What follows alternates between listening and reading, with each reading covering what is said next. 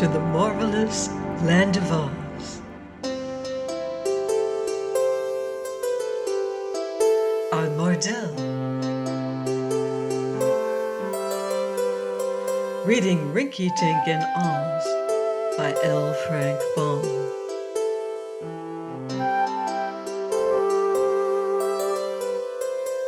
Chapter 11. Zella goes to Coregos. The forest in which Nikobob lived with his wife and daughter stood between the mountains and the city of Regos, and a well-beaten path wound among the trees, leading from the city to the mines.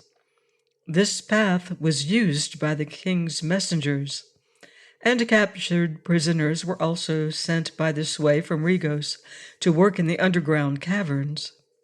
Nikobob had built his cabin more than a mile away from this path, that he might not be molested by the wild and lawless soldiers of King Goss. But the family of the charcoal burner was surrounded by many creatures, scarcely less dangerous to encounter, and often in the night they could hear savage animals growling and prowling about the cabin. Because Nikobob minded his own business and never hunted the wild creatures to injure them, the beasts had come to regard him as one of the natural dwellers in the forest, and did not molest him or his family. Still, Zella and her mother seldom wandered far from home, except on such errands as carrying honey to Coregos, and at these times Nikobob cautioned them to be very careful. So when Zella set out on her journey to Queen Cor, with the 2 pails of honey in her hands, she was undertaking a dangerous adventure, and there was no certainty that she would return safely to her loving parents. But they were poor, and Queen Cor's money, which they expected to receive for the honey, would enable them to purchase many things that were needed, so it was deemed best that Zella should go. She was a brave little girl, and poor people are often obliged to take chances that rich ones are spared. A passing woodchopper had brought news to Nikobob's cabin that Queen Cor had made a prisoner of the conquering prince of Pingaree, and that Goss and his warriors were again back in their city of Regos. But these struggles and conquests were matters which, however interesting, did not concern the poor charcoal burner or his family.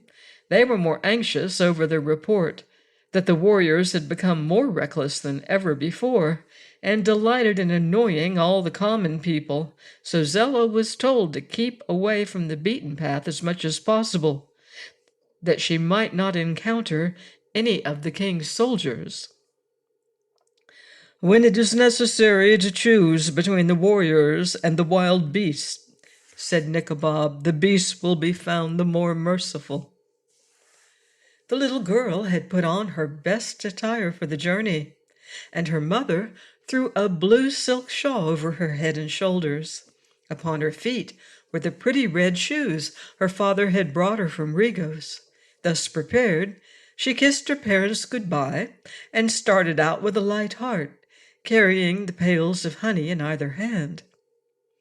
It was necessary for Zella to cross the path that led from the mines to the city, but once on the other side she was not likely to meet with anyone, for she had resolved to cut through the forest, and so reach the bridge of boats without entering the city of Regos, where she might be interrupted.